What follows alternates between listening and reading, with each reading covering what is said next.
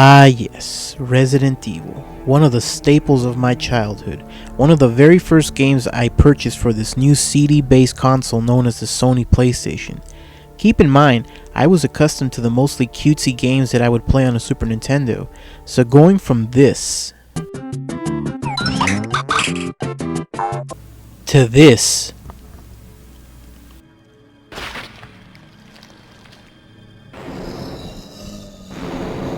was like going into video game puberty. Trying to beat a game with limited life, limited ammo, and controls that take some time getting used to wasn't an easy thing to do.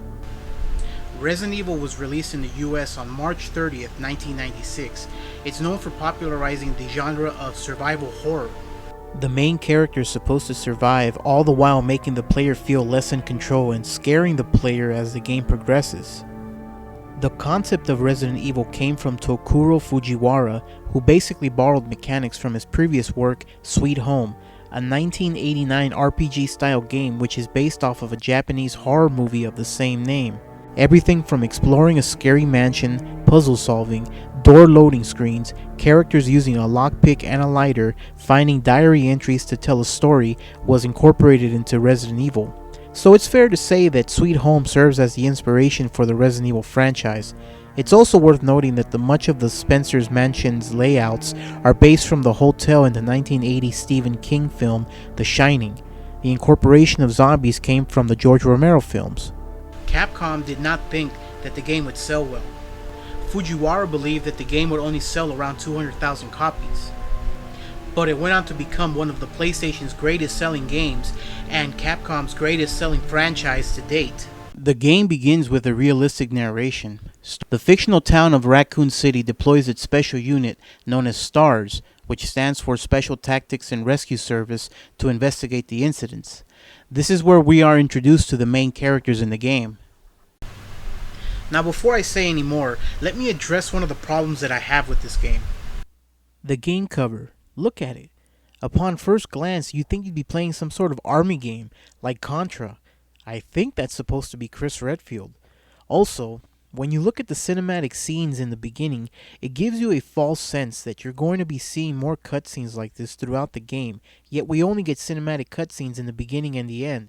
It almost makes you feel like they shouldn't even be there in the first place, but I get it. Video game companies wanted to showcase the capabilities of the PlayStation back in those days. Anyway, once your characters enter the mansion, here comes some of the cheesiest voice acting in video game history. Even when I played this game in the late 90s, I felt like the voice acting was cringeworthy.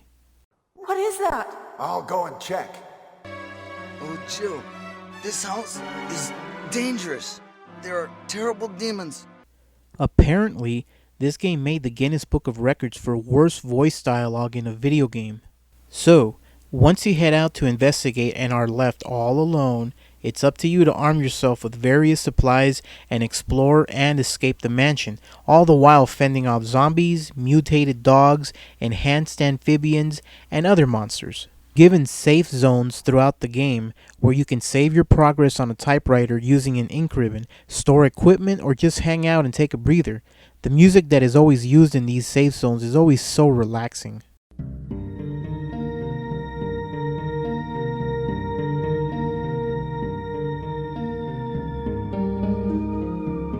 You run into your teammates and find diary entries or notes belonging to the researchers, which begins to give you clues as to what exactly happened. One of the most annoying bosses in this game is the snake. I swear I always hated fighting the snake in the beginning. More than likely, you're going to get bit, and then different things happen depending on which character you choose. Jill faints and is found and cured by Barry, and Chris either gets the serum from Rebecca Chambers or has to look for it himself. Now it's time to mention the differences between the two main characters. I forgot to mention that at the start you're able to pick one of two: Chris Redfield, a former US military pilot, or Jill Valentine, a bomb disposal expert of French and Japanese descent.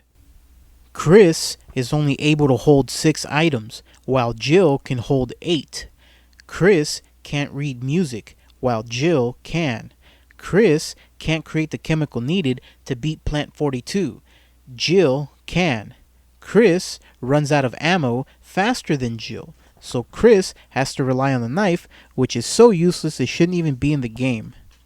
Jill can pick locks within the game, while Chris has to rely on small desk keys that he finds throughout the game.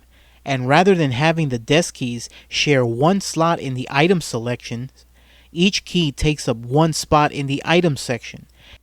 And with having to hold other keys, aid sprays, and herbs for life, plus weapons, you find that for Chris, those keys are pretty useless. The only advantage that Chris has over Jill is that he can take punishment a lot more, but breaking it down, it makes me remember why I only liked playing with Jill in this game. So once you get the 4 stones in the game, you open a locked door that leads you into a tool shed, which then leads you outside of the mansion and into a special area that has small insects, giant spiders, sharks, and the second boss in the game, Plant 42. Once finishing up, you're back in the mansion, and now you have to deal with the amphibians, frog-like creatures that take up too much ammunition to kill. I swear, these guys are the main reason why most gamers frequently died in Resident Evil. You use the helmet key to open up the last of the doors, the main one being a room with a checkered floor where that stupid snake decides to come back for one last fight. Head down the hole the snake created and you'll navigate to an underground area where you have to set the battery on an elevator, solve some puzzles in a library, and go even further down under the mansion. After solving some more puzzles, seeing Enrico shot and killed, and fighting a giant spider, you eventually make your way to the lab and one of the last areas in the game. After some more puzzle solving, Chris finds Jill in a prison, or Jill finds Chris in a prison. But before you get them out, you run into your supporting character, get betrayed by Wesker, fight the tyrant, and make your way to the emergency elevator to a heliport drop zone. From there, you signal Brad Vickers on the helicopter, but not before having one last fight with the tyrant. You escape from the mansion, and depending on what you did in the game will depend on what kind of ending you get. There are several endings in the game, 4 per character, and who you save, if at all, will depend if you get the best ending, good ending, or bad ending. So there you have Resident Evil, the game that may not have been the first of its kind, but definitely the definitive one. It's kind of like how Shawn Michaels vs. Razor Ramon was not technically the first ladder match in WWE history, but it definitely is considered the one that paved the way for future ladder matches. It pretty much put the ladder match on the point. That's pretty much what Resident Evil did. So this is Sledge of God signing off.